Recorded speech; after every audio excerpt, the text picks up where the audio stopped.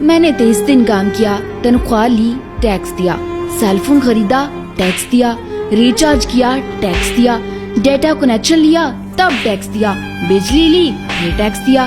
گھر لیا، ٹیکس دیا، ٹی وی فریج لیے، ٹیکس دیا، کار لی، ٹیکس دیا، پیٹرول لیا، پھر ٹیکس دیا، سروس کروائی تو ٹیکس دیا، روڈ پر چلی پھر ٹیکس دیا، ٹول پلازے پر دوبارہ ٹیکس دیا، لائسنس بنوایا، ٹیکس دیا، غلطی کی تو ٹیکس دیا، ریسٹورینٹ میں کھانا کھایا تو ٹیکس دیا، پارکنگ پر ٹیکس دیا، پانی لیا اس پر ٹیکس دیا، راشن خریدا اس پر بھی ٹیکس دیا، کپڑے جوتے کتابیں لی ان پر بھی ٹیکس دیا، ٹوائلٹ گئی اس پر بھی ٹیکس دیا، دوائی لی تو بھی ٹیکس دیا، گیس لی ٹیکس دیا، سینکڑوں اور چیزیں لی اور پھر ٹیکس دیا، کہیں فیس دی تو کہیں بل، کہیں کرایہ، کہیں جرمانے تو کہیں رشوت کے نام پر پیسے دینے ہی پڑے۔ اس سب ڈرامے کے بعد اگر غلطی سے سیونگز کی مد میں کچھ بچا لیا تو پھر ٹیکس دیا۔ ساری عمر محنت سے کام کرنے کے بعد کوئی سوشل سیکیورٹی نہیں، کوئی پینشن نہیں، صرف 5 سال کے لیے ایم اے نہیں ایم پی اے بن جاتے تو مزے تھے، کوئی میڈیکل انشورنس نہیں، بچوں کے لیے معیاری سکولز نہیں،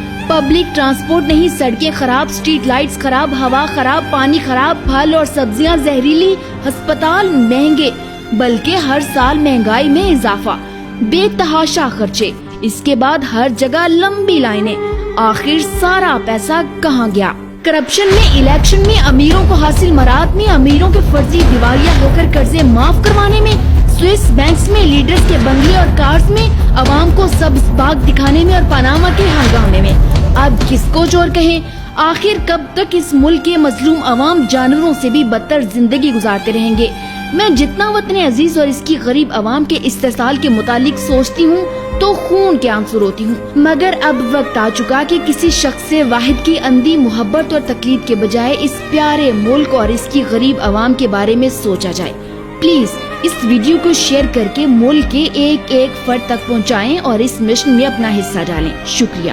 پاکستان زندہ باد، غریب پاکستانی عوام پائندہ باد۔